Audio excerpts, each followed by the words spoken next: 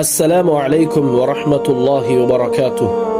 அன்பு உறவுகளே, அல்லாஹ்வே கூலி கொடுக்கும் மகத்தான 3 அமல்கள் எவை என்று தெரியுமா?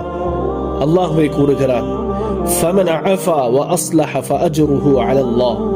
எவர் பிறரை மன்னித்து சமரசம் செய்து கொள்கின்றாரோ அவருக்கு அல்லாஹ்வே கூலி கொடுக்கிறார்.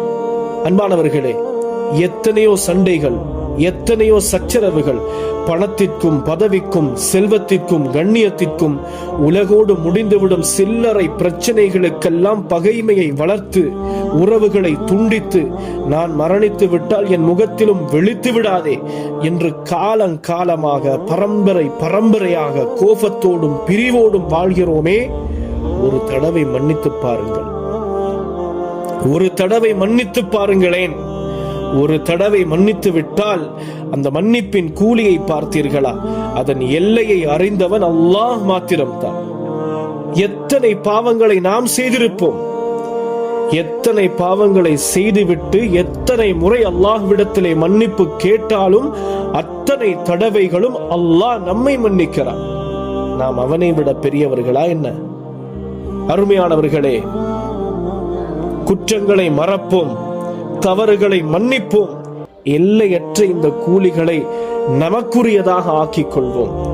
இரண்டாவது விடயம், அல்லாஹு தஆலா குர்ஆனிலே கூறுகிறான், இன்னமா யுவஃபஸ் ஸாபிரூன அஜ்ரஹும் பிகைரி ஹிசாப். நிச்சயமாக பொறுமையாளர்கள் தம் கூலியை நிறைவு செய்வதெல்லாம் கணக்கின்றியேதான். வாழ்விலே கஷ்டங்களும் துன்பங்களும் சோதனைகளும் அலையாக வந்த போதும் அல்லாஹ்வின் மீது நம்பிக்கை இழக்காமல் பொறுமையோடு வாழ்கிறார்களே, அத்தகைய பொறுமையாளர்களுக்கு அல்லாஹ் கணக்கில்லாமல் நன்மைகளை கொடுக்க காத்துக் கொண்டிருக்கிறான். பொறுமையாளர்களே, பொறுமையோடு இருங்கள், பொறுமையை பற்றி பிடித்துக் கொள்ளுங்கள். உங்களோடு யாரும் இல்லை என்ற ஏக்கத்தோடு வாழ்ந்து விடாதீர்கள்.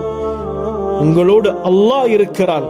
இன்னல்லாஹ மஅஸ் ஸாபிரீன். அல்லாஹ் உங்களோடு தான் இருக்கிறான் என்பதை ஞாபகத்தில் வைத்துக் கொள்ளுங்கள். மூன்றாவது அமல், ஸல்லல்லாஹு அலைஹி வஸல்லம் கூறி காட்டினார்கள், குல்லு அமலி இப்னி ஆதம லஹு இல்லா ஸௌம் ஃபஇன்னஹு லீ வ அன அஜ்ஸி பிஹ். ஆதமுடைய மகன் செய்யும் அத்தனை அமல்களும் அவனுக்கே உரியன, நோன்பை தவிர. நோன்பு அது எனக்குரியது, அதற்கு கூலி நானே கொடுக்கிறேன்.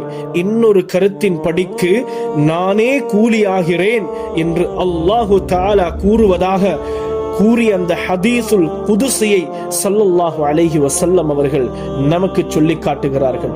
எவ்வளவு மகத்தான அமல்கள்! சுப்ஹானல்லாஹ். அன்பானவர்களே, இந்த 3 அமல்களையும் செய்யக்கூடிய ஒரே காலம் நம்மை அடைந்திருக்கின்ற இந்த ரமதான் மாத்திரம்தான். அதை தவற விட்டு விடாதீர்கள். பிறரை மன்னித்தும் பொறுமை காத்தும் அல்லாஹ்வுக்காக நோன்பும் பிடித்து அளவு கடந்த நன்மைகளையும் அந்த ரப்புல் ஆலமீன் அவனையும் அடைந்து கொள்ளும் பாக்கியத்தை வல்லவன் அல்லாஹ் நம் அனைவருக்கும் தந்தருள்வானாக.